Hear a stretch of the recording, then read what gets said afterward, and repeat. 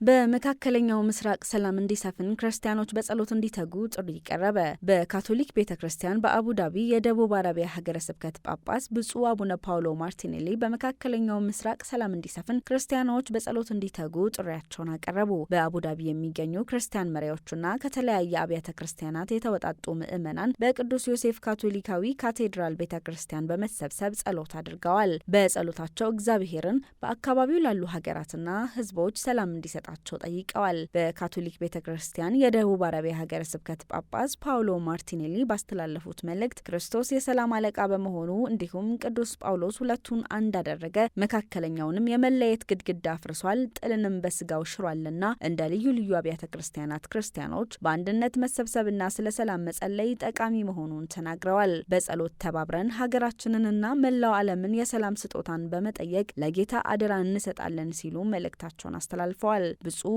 አቡነ ፓውሎ ማርቲኔሊ በመልእክታቸው ምዕመናን በየቀኑ ቅዱስ መቁጠሪያን እንዲጸልዩና ብቸኛ እንደሆንን ሳይሰማን ሁልጊዜ በጸሎት አንድ እንሁን በማለት ሁሌም አብረን እንጸልይ፣ አብረን እንስራ ሲሉ ጋብዘዋል።